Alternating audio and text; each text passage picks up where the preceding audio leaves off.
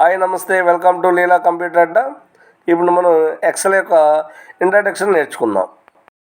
XL దేనికి ఉపయోగిస్తామంటే మనము XL అనేది ఒక క్యాలిక్యులేటర్ పర్పస్గా ఉపయోగిస్తామని ఫైనల్ చేసుకోవచ్చు దాని గురించి. ఎందుకంటే ఎక్సెల్లో ఎడిషన్, సబ్ట్రాక్షన్, మల్టిప్లికేషన్, డివిజన్స్ వీటి మీద బేస్ అవుద్ది. ఇవన్నీ దేనికి ఉపయోగపడతాయంటే అకౌంటింగ్ సైడ్ ఉపయోగపడతాయి.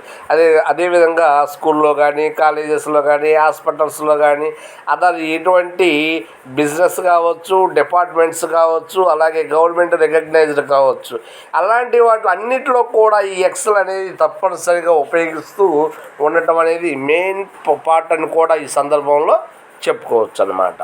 సో అదేవిధంగా ఇక్కడ షీట్ 1, షీట్ 2, 3 అని ఉంది కదండి.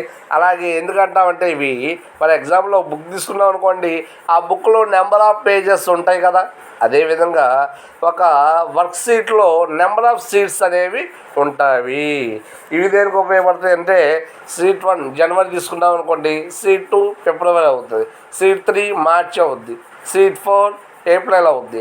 ఇలా డివైడ్ చేసుకోవడం వల్ల ఆ మంత్లీలో జరిగిన ఫర్ ఎగ్జాంపుల్ అకౌంటింగ్ సైట్ వెళ్దాం, క్రెడిట్, డెబిట్, పెట్టి ఛార్జెస్ ఉంటాయనుకోండి. జనవరి నెలలో ఎన్ని జరిగినాయి, మంత్లీ ఫిబ్రవరి ఎంత జరిగినది, మార్చి ఎంత జరిగినది అని మనం ఒక అకౌంటింగ్ ఫాలో అవ్వాలనుకోండి. ప్రజెంట్ టాలీ ఉపయోగిస్తున్నాడు. టాలీ కంటే బిఫోరు ఎంఎస్ ఎక్సెల్ మాత్రమే ఉపయోగించారు, అది గుర్తుంచుకోవాలి. ఓకే అండి. తర్వాత ఇక్కడ చూడండి మెనూ ఓపెన్ అయింది కదండి.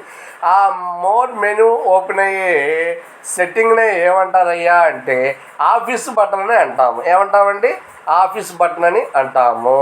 ఇది తప్పనిసరిగా గుర్తుంచుకోవాల్సిన పాయింట్. ఆఫీస్ బటన్లోనేమో ఫైనల్ స్టెప్ డేటా ఉన్నదానికి యూజ్ అవుతుంది. వర్కింగ్ యూజ్గా ఉపయోగపడేదాన్ని మెనూ బార్ అంటాము. ఫైనల్ స్టెప్కి ఉపయోగపడేదాన్ని ఆఫీస్ బటన్ అని అంటాము.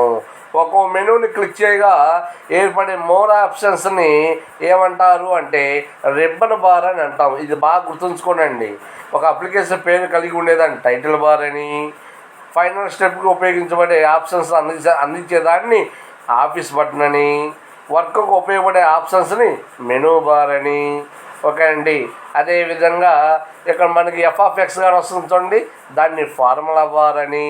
అదేవిధంగా మనకి కింద రేడియో ఉంది కదా, దాన్ని స్టేటస్ బార్ అని.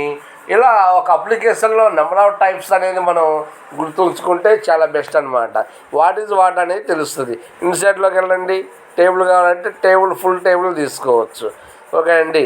పేజీ లేఅవుట్ కానీ, ఫార్ములాస్ కానీ, డేటా కానీ, రివ్యూ కానీ, వ్యూ కానీ, ఇవన్నీ ఏంటి అంటే వర్క్ చేస్తున్నప్పుడు వర్క్కు ఉపయోగపడే ఆప్షన్స్ అన్నమాట. ఇవి మోర్ ఆప్షన్స్ అంటే రిబ్బన్ బార్ నుంచి ఒక మెనూ ఆప్షన్ని క్లిక్ చేయగానే ఏర్పడే బాక్స్ అనే బార్ని ఏమంటా అంటే రిబ్బన్ బార్ అంటామని చెప్పాం కదండి.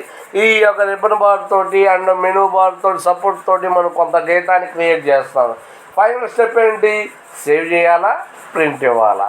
సేవ్ చేయాలంటే ఆఫీస్ బటన్లోకి వెళ్ళాలి, ప్రింట్ ఇవ్వాలంటే ఆఫీస్ బటన్లోకి వెళ్ళాలి, బిఫోర్ ఫైల్స్ ఓపెన్ చేయాలంటే ఆఫీస్ బటన్లోకి వెళ్ళాలి. ఈ విధంగా ఎక్సెల్ షీట్లో మనకి ఆఫీస్ బటన్ అని, మెనూ బార్ అని, రిబ్బన్ బార్ అని, ఒకండి టైటిల్ బార్ అని అంటాము.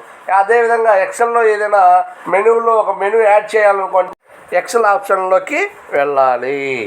ఓకేనండి.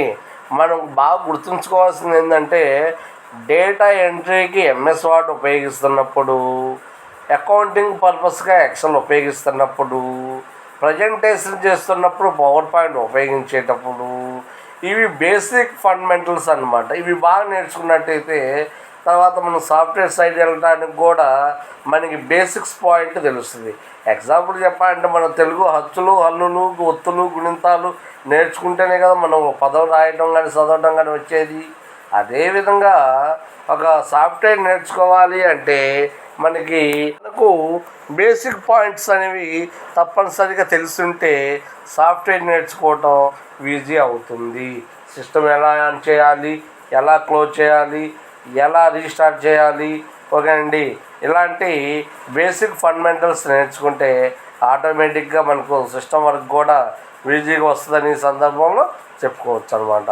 చూడండి ఇక్కడ సెల్ క్రియేట్ అయింది కదండి. ఒక హారిజాంటల్ లెటర్ ఒక వర్టికల్ నెంబర్ రెండింటిని కలపగా ఏర్పడే బాక్స్ని ఏమంటారయ్యా అంటే సెల్ అని అంటాము. ఇది చాలా ఇంపార్టెంట్. సెల్ ఎలా క్రియేట్ అవుతుంది అన్నానుకోండి, horizontal letter plus vertical number is equal cell creating అని చెప్పుకోవాలి. ఓకే అండి, థ్యాంక్ యూ. నెక్స్ట్ వీడియో మరొక టాపిక్ నేర్చుకుందాం.